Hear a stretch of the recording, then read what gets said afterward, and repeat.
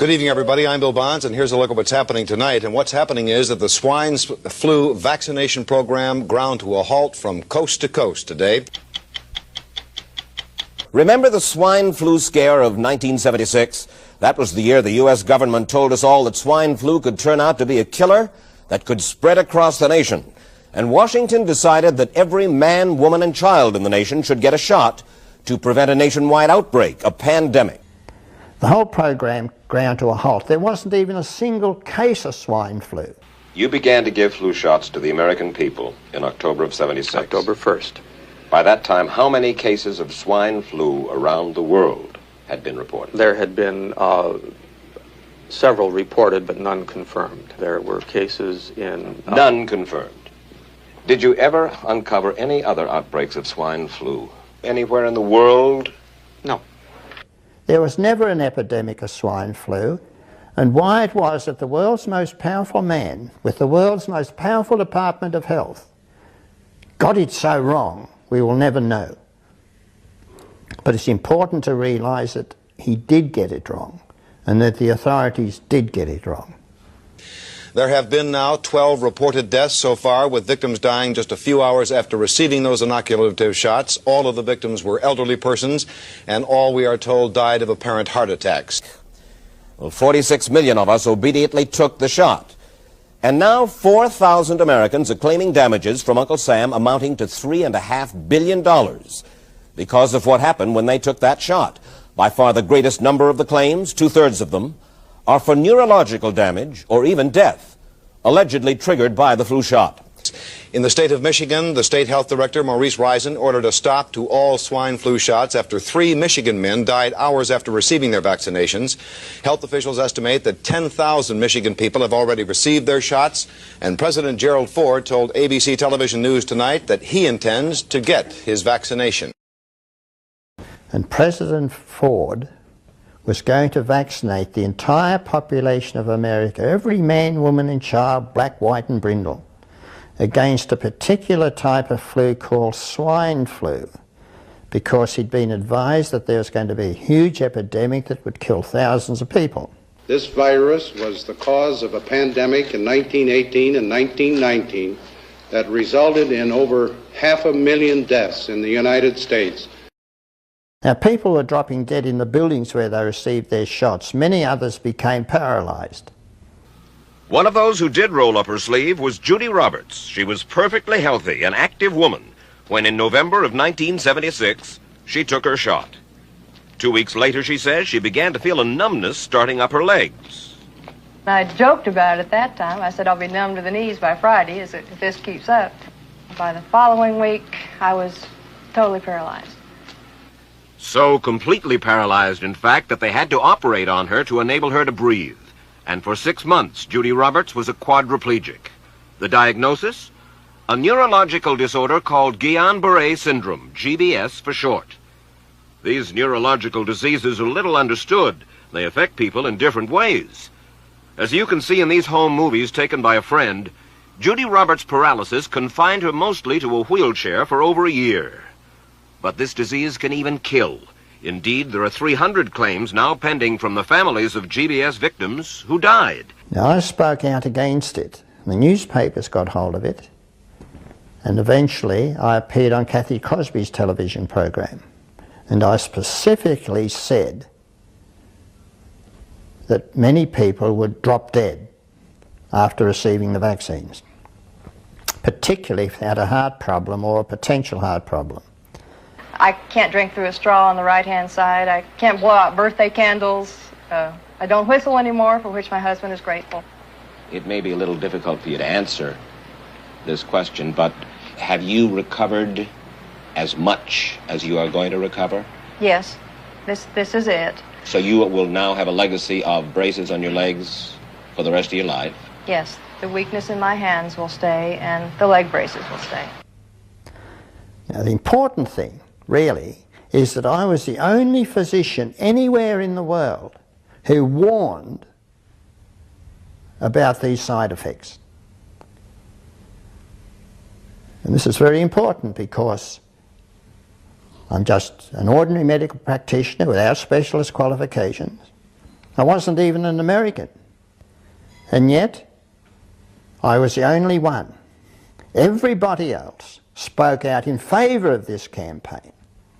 Did anyone ever come to you and say, you know something, fellas? There's the possibility of neurological damage if you get into a mass immunization program? No. No one ever did? No. Do you know Michael Hatwick? Yes. Mm-hmm. Dr. Michael Hatwick directed the surveillance team for the swine flu program at the CDC. His job was to find out what possible complications could arise from taking the shot and to report his findings to those in charge.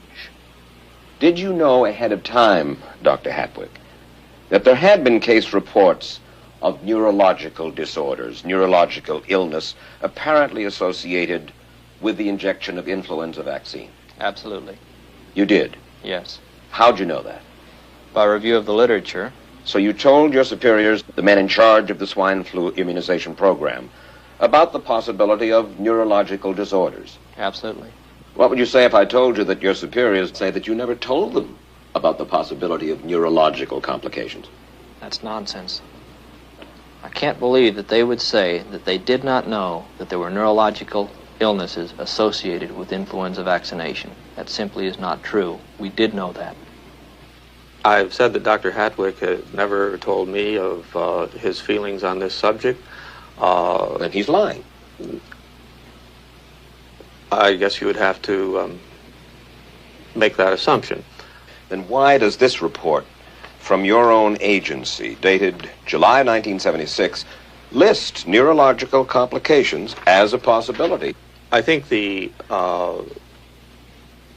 consensus of the scientific community was that the evidence relating neurologic disorders to influenza immunization was such that they did not feel that this association was a real one. You didn't feel it was necessary to tell the American people that information? I think that over the years we have tried to inform the American people as fully as possible. As part of informing Americans about the swine flu threat, Dr. Sensor's CDC also helped create the advertising to get the public to take the shot. Let me read to you from one of your own agency's memos planning the campaign to urge Americans to take the shot. The swine flu vaccine has been taken by many important persons, he wrote. Example, President Ford, Henry Kissinger, Elton John, Muhammad Ali, Mary Tyler Moore, Rudolph Nureyev, Walter Cronkite, Ralph Nader, Edward Kennedy, etc., etc. True? I'm not familiar with that particular piece of paper, but I do know that at least of that group, President Ford did take the vaccination. Did you talk to these people beforehand to find out if they planned to take the shot? I did not know. Did anybody? I do not know. Did you get permission to use their names in your campaign? I do not know. Mary, did you take a swine flu shot? No, I did not. Did you give them permission to use your name saying that you had or were going to? Absolutely not. Never did. Did you ask your own doctor about taking the swine flu shot? Yes, and at the time he thought it might be a good idea. But I resisted it because I was leery of having the symptoms that sometimes go with that kind of inoculation. So you didn't? No, I didn't. Have you spoken to your doctor since? Yes. And? He's delighted that I didn't take that shot. You're in charge. Somebody's in charge. There are... This is your advertising strategy that I have a copy of here. Who's it signed by? This one is unsigned. But you'll acknowledge that it was your baby, so to speak. It could have been from Department of Health, Education, and Welfare. It could be from CDC. I don't know. I'll be happy to take responsibility for it. It's been 3 years now since you fell ill with GBS, right? Right. Has the federal government, in your estimation, played fair with you about your claim? No, I don't think so. It seems to be dragging on and on and on, and really no end in sight that I can see at this point. With respect to the cases of Guillain-Barré, allegedly... Former Secretary of HEW Joseph Califano, too, was disturbed that there was no end in sight. So a year and a half ago, he promised that Uncle Sam would cut the bureaucratic red tape for victims suffering from GBS and would pay up quickly. we shouldn't hold them to an impossible or too difficult standard of proving that they were hurt. Even if we pay a few people a few $1,000s that might not have deserved it, I think justice requires that we promptly pay those people who do deserve it. Who's making the decision to be so hard-nosed about settling? Well, I assume the Justice Department is. Griffin Bell before he left? Well, the Justice Department agreed to the statement I made. It was cleared word for word with the lawyers in the Justice Department by my HEW lawyers. And that statement said, in effect, that statement said that we should pay Guillain-Barré claims without regard to whether the federal government was negligent if they resulted from the swine flu shot. I think the government knows it's wrong. If it drags out long enough, that people will just give up. Let it go. I am a little more adamant in my thoughts than my wife is, because I told Judy to take the shot. She wasn't going to take it, and she never had shots. And I'm mad with my government because they knew the facts, but they didn't release those facts because if they had released them, the people wouldn't have taken. And they can come out tomorrow and tell me there's going to be an epidemic, and they can drop off like flies next to me. I will not take another shot that my government tells me to take. Meantime, Judy Roberts and some 4,000 others like her are still waiting for their day in court. Now, there was someone in New York watching the program who didn't like a gentleman called Gambino. Gambino is about 70 years old, the mafia boss. He thought, now this is a great idea. So he got someone to persuade Gambino to have his flu shot, and Gambino promptly dropped dead. And the newspaper headings at the time actually said, Mafia flu jab conspiracy.